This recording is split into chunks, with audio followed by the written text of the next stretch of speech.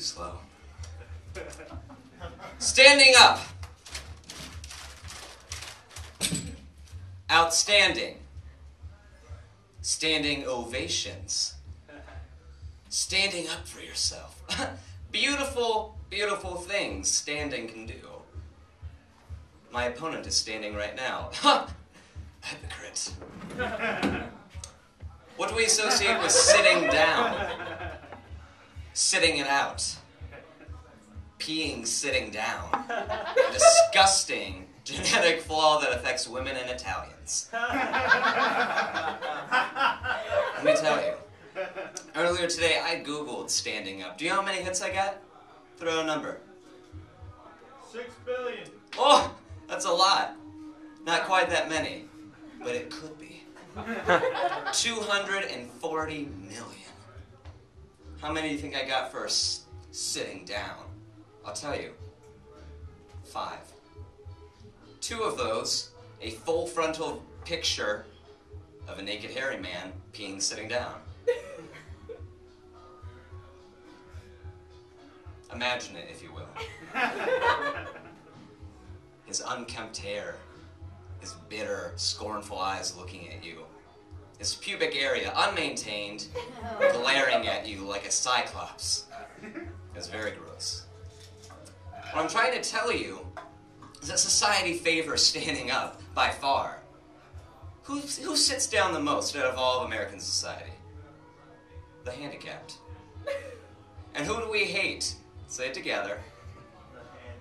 Exactly. We're always like, what are you doing, handicapped person? And they're just sitting there in their wheelchair. Oh, help me get my medicine. If God wanted you to have it, then he would have made you able to get it. It's very simple. But when do we love handicapped people? When a preacher walks up to them, puts his hand gently on their head, says, "Rise, my child," and they stand up. And that's when we realize it was just a fib. Trevor didn't have polio, he just wanted attention.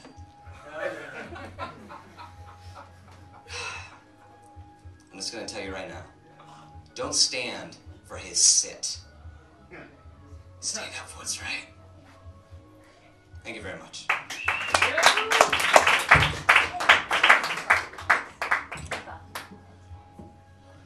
Reid, if I could ask you a question, how much do you weigh?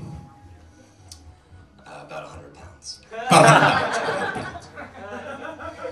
I don't know how many people know this, but the human knee absorbs 50 times your body weight with every step that you take. And the average person, average man in this country, weighs about 160 pounds. So that means that my opponent experiences 3,000 pounds less with each step that he takes than your average man. And he's going to lecture you on the merits of sitting down versus standing up. Winston Churchill famously said, "Why stand when you can sit?" You're all sitting. Was he wrong? He also said during World War II, "We are not fighting to save France, we are fighting to save champagne." This is a man who had his priorities figured out. 99% of all spectating occurs sitting down. This happens for a reason. Sitting down clearly is superior to standing up. Eating is better sitting down. Drinking is better sitting down. Blowjobs are better sitting down. Television is better sitting down. Have you ever tried to eat Cheez-Its while drinking a Budweiser and getting a blowjob during an episode of Mad Men standing up? It's like Abu Ghraib. It's terrible. Going to the bathroom, sitting down, clearly better. Now I know God intended us, as my opponent pointed out, to pee standing up as men. This is the way we are designed. But if you're going to tell me for 1 minute that peeing is better than taking a dump, well then you can take your pinko commie ass back to Moscow, comrade. Because this is America. And we know what's what here in America. You're going to tell me that FDR would have been a better president if he could have been standing the whole time? Why don't you take a look at a dime, Jack? That's not Rutherford B. Hayes on that coin. Franklin Delano Roosevelt sat and pull this country out of a depression. He didn't need to stand to do that. Now, there are biological reasons why standing is worse than sitting down. I'm going to demonstrate for you. Your body communicates to you the displeasure it feels when you're standing. Many of you do this. You will notice this. When you sit down, what do? You go, Your body is relieved. It's relaxed. It's at rest. What happens when you stand up? You have to make the groan. Listen to your body. Listen to your heart. Sitting down. Thank you. Round 2, fight! Listen to your heart. Said by a man who will die of a coronary. There was something I didn't know about standing up that my opponent Mo here has taught me. Apparently you need to stand up to drag a comb through your hair. Or rinse conditioner. Interesting thing said by a man who obviously has never had a standing blowjob. He was industrious, powerful, you feel like you're on top of the world. But he talks about the body. The body's a curious thing. It can tell you what it wants if you listen to it. But Americans do not listen that well. That's why I'm going to tell you a little something about the body. This comes from Dr. Elin Ebklambach of the Swedish School of Sport and Health Sciences. He stated that increasing amounts of sitting for prolonged periods, even if you exercise regularly, could be bad for your health. It doesn't matter where the sitting takes place, at the office, at school, in the car, before a computer or TV, or in the seat next to me, looking like a big, fat turd. This is the number of overall hours that it occurs. The research is preliminary, but several studies suggest that those who spend most of their day sitting are likely to be fat, have heart attacks, or even die. Typically also suggest their names are Mo. People don't like them and talk about them behind their back. Greasy hair, greasy skin. That's what they say about them. Let's see here. She explained, Dr. Ebklambach, that genes regulating the amount of glucose and fat in the body start to shut down. Sorry, the word sit sent my brain into a fit. That rhymed. And instead produce big dumb turd genes. Everyone close your eyes real quick. Let's go ahead and close them. I'm going to lead you on a little journey here real quick. Imagine, if you will, you're sitting at home. You just had a nice standing dinner because you're busy. You like being busy. You're good. Your wife or husband or partner, whatever you want to do, just made you some nice pork chops or a vegan casserole if you're stupid. And you're eating it. All of a sudden, knock, knock, knock. Who's this at the door? You walk over. Open the door. Hi, my name is Officer McDaniels. I have some terrible news for you. Oh, I see. Please, sit down. Wasn't that curious? That he wants you to sit down before you hear horrible news. What if you objected? What if you said, no, sir, I'm going to stand up. I'm standing up for myself. I refuse to sit down. That's when he tells you, oh, you're right. You should.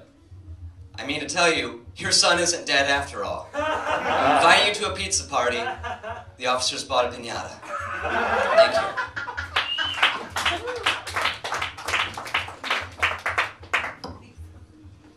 I think you noticed my opponent had to resort to personal attacks to make his point. I didn't have to resort. They were easy. They were easy. Exactly.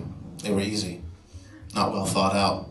Not a man who sat and thought of his ideas. Let me ask you a question. Mr. Reid, are you familiar with classical sculpture? I am vaguely familiar. Vaguely familiar. Oh, what a surprise. Never sat and read a book, did you? Stood and pamphlets. Mr. Reid, there's a famous sculpture, perhaps the most famous sculpture in all of Western art. Rodin's The Thinker. Tell me, is the thinker a man who's standing with a lot on his mind? Or is he a man who is sitting because the burden of his thoughts are heavy Just answer the question, Mr. Reid. He is sitting. He's a man who is sitting. Exactly, thank you.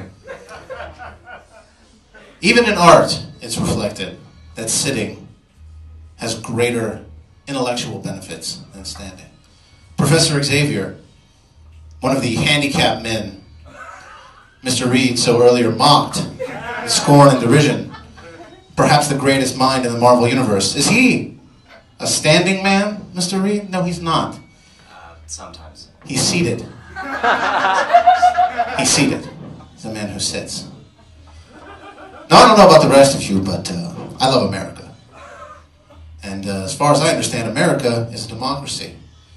And as one of the fat turds in America, I think I speak for a lot of the heartland of the country where delicious food is plentiful and we take advantage because that's what the forefathers intended. And if we need to sit more because we're prosperous, is that so wrong, Mr. Reid?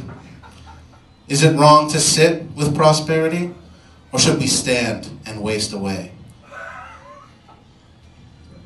Yeah, go ahead. I think I read an article about how sitting actually makes you waste away.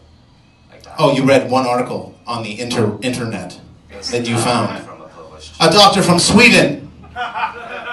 Sweden. Mm-hmm. Exactly. WikiLeaks. Anybody heard of it? Not exactly a friend of America, is it, Mr. Reid? Why don't you check your facts with our good friends at the Mayo Clinic or Johns Hopkins? See what they have to say about sitting down. See what they would recommend when a person is feeling faint. Do you have any elderly people in your family, Mr. Reid? I just have one. One of my grandmothers just passed away. Oh, your grandmother just passed away. Now, when she passed away, was she standing?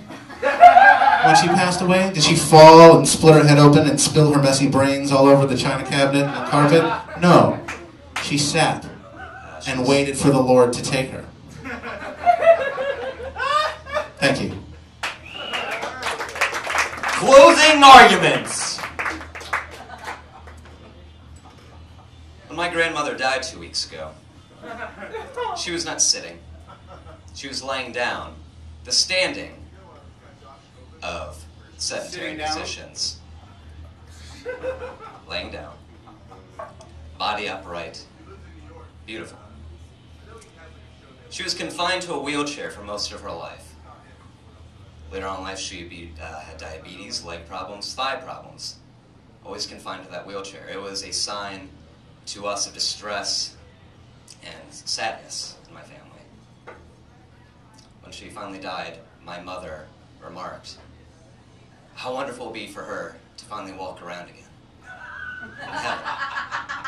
To finally run free and to be able to feel the freedom and independence, foundations of this America that we love so damn much. In heaven. She's walking up there right now, standing. And I like to believe in my heart of hearts that she never has to sit ever again. Thank you very much.